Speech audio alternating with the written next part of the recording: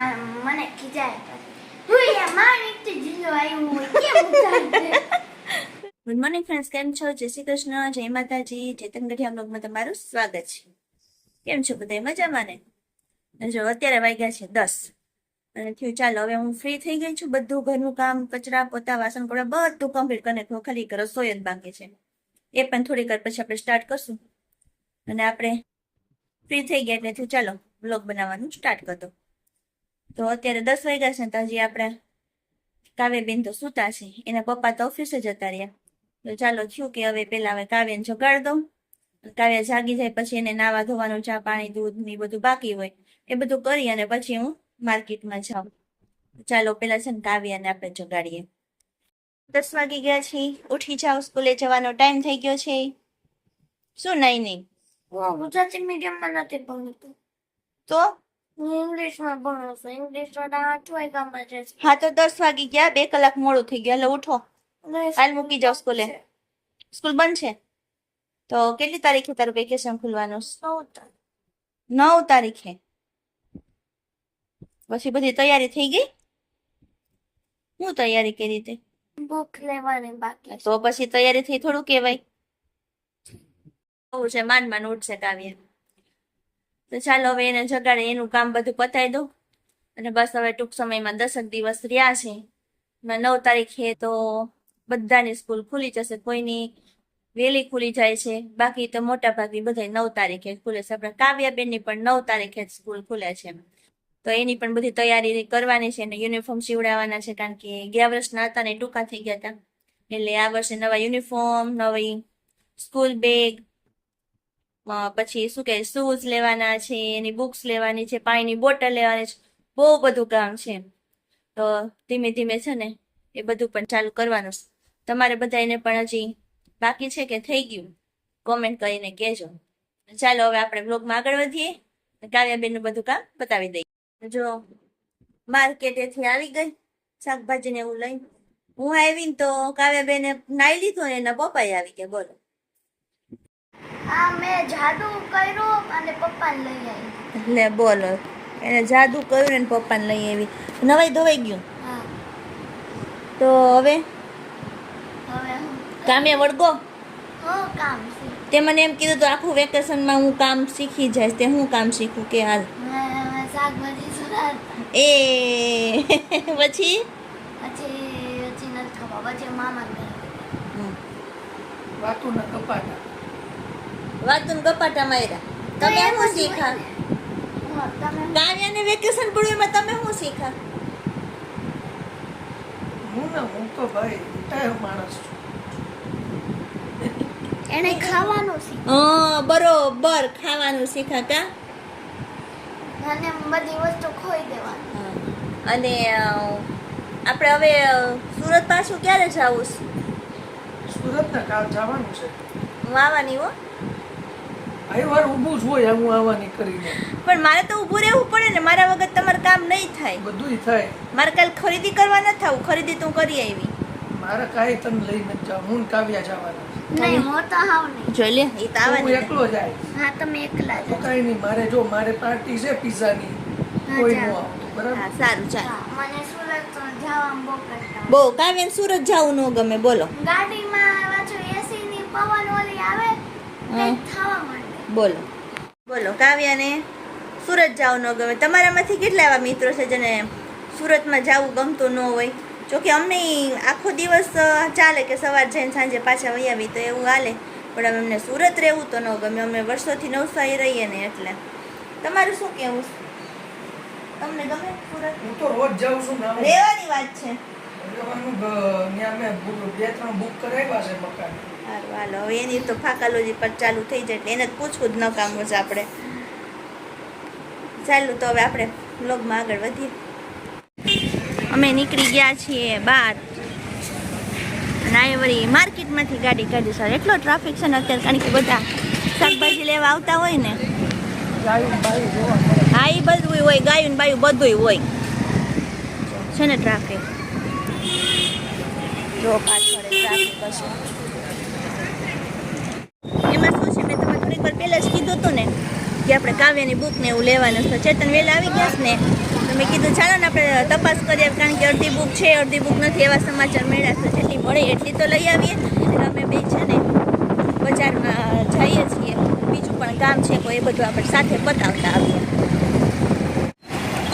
બસ જો હવે આપણે બુક સ્ટોર પાસે પહોંચવા આવ્યા છીએ. આ સાઈડ છે, આ સાઈડ ત્યારે મનસુખલાલ એન્ડ સન્સમાંથી આપણે બુક બધી લેવાની છે. બપોર તો બુક લઈ આવ્યા અને પછી આવ્યા ને તો મોડું થઈ ગયું હતું. ફટાફટ રસોઈ બનાવી અને જમવા બેસી ગયા અને ફ્રી થઈને સૂઈ ગયા. 4 વાગી ગયા, 4:30 જેવું થયું, બધા જાગી ગયા અને મસ્ત મજાની ચા બને છે. આપણી ચા બને સરસ મજાની. વાતાવરણ ઠંડુ છે ને એટલે ચા પીવું ગમે, બાકી કંઈ ચા પીવાનું મન ન થાય. પણ પવન બહુ છે ને વાતાવરણ ઠંડુ છે અત્યારે, એટલે કે ચાલો બધા માટે થોડી થોડી ચા બનાવી નાખી. અને આપણા કાવ્યાબેનને તો ચા પીવી ન હોય, એ તો કંઈક નવીન જ કરે છે. જો બતાવું કેમ હસવું આવે છે. બોલો બોલો, એને એકલા ગોલો ખાઈ લીધો. 10 રૂપિયાનું બોલો. ભલે ને 10 રૂપિયાનો હોય તે ખાધો તો ખરી ને, ને નીચે મૂકી દે. હે ઓહો હો એનું મોઢું તો જુઓ, કેવું હસવું આવે છે. એકલા ગોલો ખાઈ લીધો. હું એકલા ખાઈ લઈશ. જોજે કાવ્યા, મેં પપ્પાને પૂછ્યું તો હું તો તે મને થોડી પૂછી. હું તને ઉતારવા નથી, હજી કે નથી ઉતારી. મને ખીજાય પછી. હું યાર માર નીચે જીલો આવ્યું હોય કેમ ઉતારશે? તું કેવા ચારા પાડે છે. તો મને જીભ બતાવી તો જીભ એ છી તો દાંત એ ઓરેન્જ કલરના થઈ ગયા. કહું ઓરિસમ જોઈએ. જોઈ બેને એકલા ગોલાની મોજ માણી દા. સરીમ લારી નીકળે ને ગોલાની, એમાંથી એને 10 રૂપિયાવાળો ગોલો લીધો હતો. કારણ કે અહીંયા જુનાગઢ જેવા તો બહુ મસ્ત ગોલા મળે નહીં, પણ હવે લારીવાળા આવે તો ચાલે છોકરાઓને. ચાલો ફટાફટ ચા બની ગઈ, એ પણ પી લઈએ. હા એ છે કેરી. ચા પીને કેરી નો ખવાય, ટેસ્ટ હોય છે ચાનો. ઈ હારે અમારું ગોળું મોઢું તમારા હારા. કા? તમારે હારે બધું એમ. તમારા હારા. કા કહું? બહુ સારું. લ્યો હાલતો હોય તો ખાવ આપણા પાકેલી કેરી. મસ્ત પાકી છે ને, મીઠી કેવી છે? છે ને મીઠી કે નથી? ખાતા ડિસ્ટર્બ નહીં કરવાનો, જવાબ જ ન દે આપણને. ખાઈ લો, બીજું શું, ખાઈને જવાબ આપજો. તો જો મિત્રો, નાસ્તો પાણી કરીને ઊભા થઈ ગયા છીએ અને થોડી વાર બહાર પણ વયો ગયો તો. કાવ્યાબેન શું કરે છે? કાવ્યાબેન શું કરે? મોબાઈલ દીધો છે. Why are you taking a mobile without my permission? બાવા ઇંગ્લિશ. Why Baba English?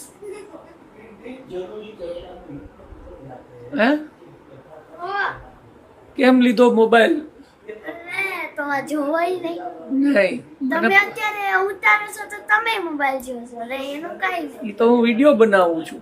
આ તો હું વિડીયો બનાવું. એમ કે ડાગલા જોવે છે નહીં વિડીયો એવું છે. તાર મમ્મી શીખવી છે. એ તો સિયાના કોઈ. લે, એને પાછું મળી જાય કા કઈક ને કઈક બેહવા માટે. બોલો, જો એ સિયાન ઘરે બેહવા ગઈ.